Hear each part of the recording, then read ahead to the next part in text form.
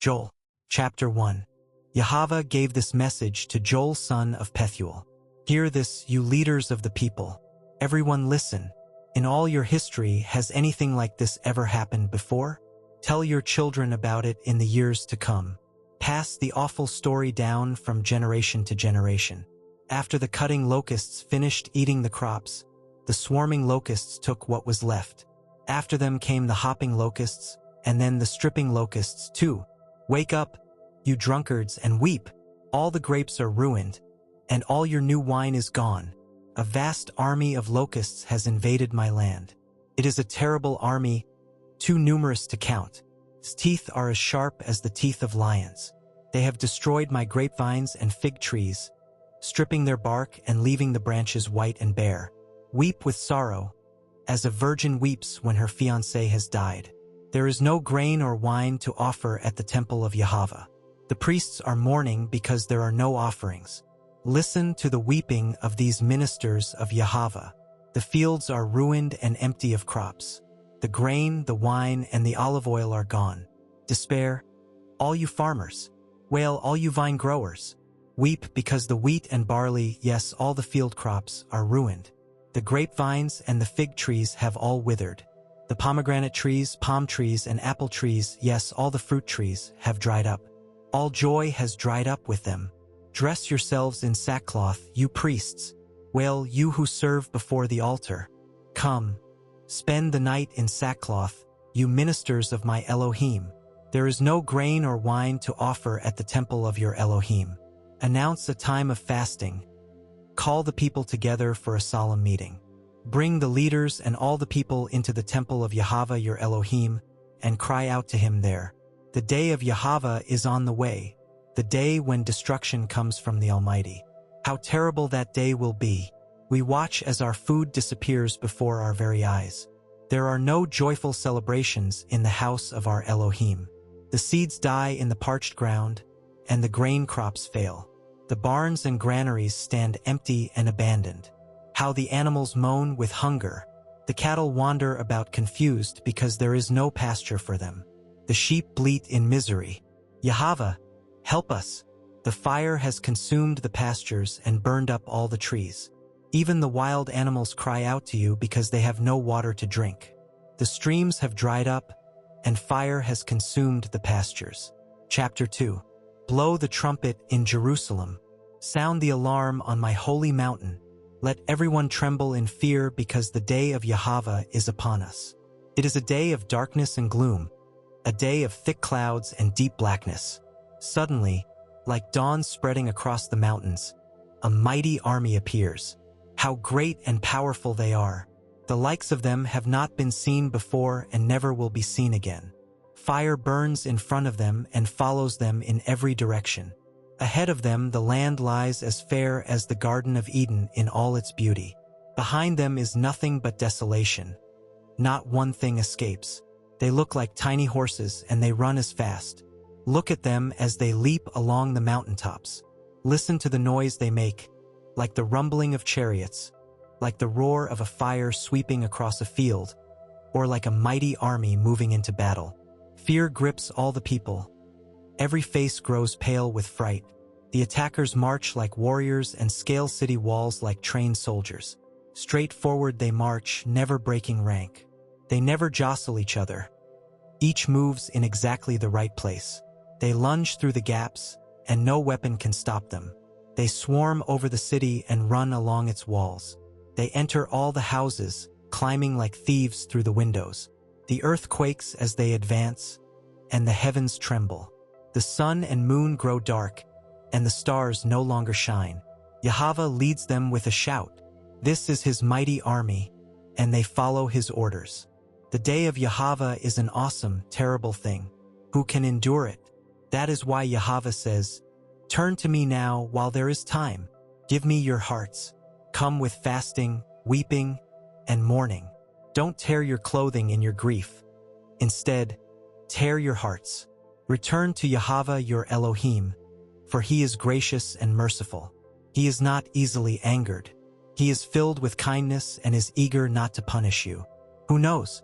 Perhaps even yet he will give you a reprieve, sending you a blessing instead of this terrible curse. Perhaps he will give you so much that you will be able to offer grain and wine to Yahweh your Elohim as before. Blow the trumpet in Jerusalem. Announce a time of fasting. Call the people together for a solemn meeting. Bring everyone, the elders, the children, and even the babies. Call the bridegroom from his quarters and the bride from her private room. The priests, who minister in Yahweh's presence, will stand between the people and the altar, weeping. Let them pray, "Spare your people, Yahweh. They belong to you, so don't let them become an object of mockery. Don't let their name become a proverb of unbelieving foreigners who say, 'Where is the Elohim of Israel? He must be helpless.' Then Yahweh will pity his people and be indignant for the honor of his land. He will reply, 'Look, I am sending you grain and wine and olive oil, enough to satisfy your needs. You will no longer be an object of mockery among the surrounding nations. I will remove these armies from the north and send them far away. I will drive them back into the parched wastelands, where they will die. Those in the rear will go into the Dead Sea. Those at the front will go into the Mediterranean. The stench of their rotting bodies will rise over the land. Surely Yahweh has done great things. Don't be afraid, my people. Be glad now and rejoice because Yahweh has done great things. Don't be afraid, you animals of the field. The pastures will soon be green.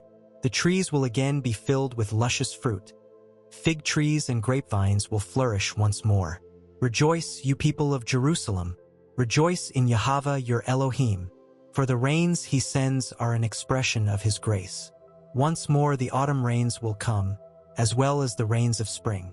The threshing floors will again be piled high with grain, and the presses will overflow with wine and olive oil.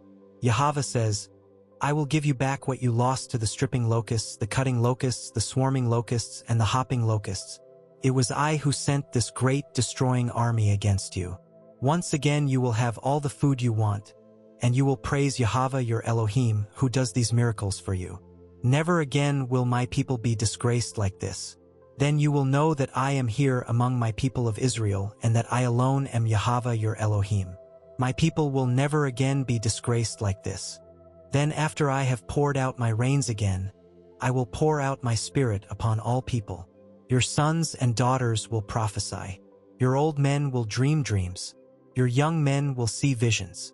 In those days, I will pour out my spirit even on servants, men and women alike. I will cause wonders in the heavens and on the earth, blood and fire and pillars of smoke.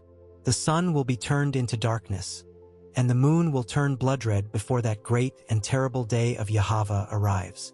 And anyone who calls on the name of Yahweh will be saved. There will be people on Mount Zion in Jerusalem who escape, just as Yahweh has said. These will be among the survivors whom Yahweh has called. Chapter 3.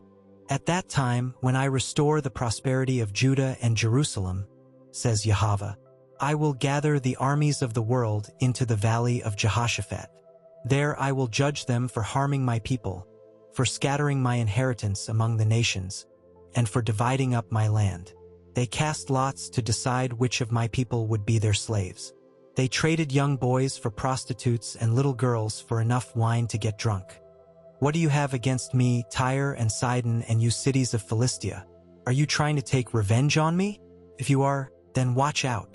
I will strike swiftly and pay you back for everything you have done. You have taken my silver and gold and all my precious treasures, and you have carried them off to your pagan temples. You have sold the people of Judah and Jerusalem to the Greeks, who took them far from their homeland. But I will bring them back again from all these places to which you sold them, and I will pay you back for all you have done. I will sell your sons and daughters to the people of Judah, and they will sell them to the peoples of Arabia, a nation far away. I, Yahweh, have spoken. Say to the nations far and wide, get ready for war. Call out your best warriors. Let all your fighting men advance for the attack.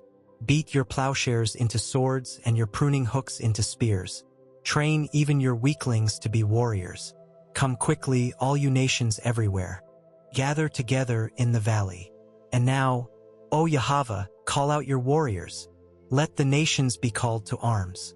Let them march to the valley of Jehoshaphat. There I, Yahweh, will sit to pronounce judgment on them all. Now let the sickle do its work, for the harvest is ripe. Come, tread the winepress because it is full. The storage vats are overflowing with the wickedness of these people. Thousands upon thousands are waiting in the valley of decision. It is there that the day of Yahweh will soon arrive. The sun and moon will grow dark, and the stars will no longer shine. Yahweh's voice will roar from Zion and thunder from Jerusalem, and the earth and heavens will begin to shake. But to his people of Israel, Yahweh will be a welcoming refuge and a strong fortress. Then you will know that I, Yahweh your Elohim, live in Zion, my holy mountain. Jerusalem will be holy forever, and foreign armies will never conquer her again. In that day the mountains will drip with sweet wine, and the hills will flow with milk. Water will fill the dry stream beds of Judah, and a fountain will burst forth from Yahweh's temple, watering the arid valley of acacias. Egypt will become a wasteland and Edom a wilderness, because they attacked Judah and killed her innocent people. But Judah will remain forever, and Jerusalem will endure through all future generations. I will pardon my people's crimes, which I have not yet pardoned. And I, Yahweh, will make my home in Jerusalem with my people.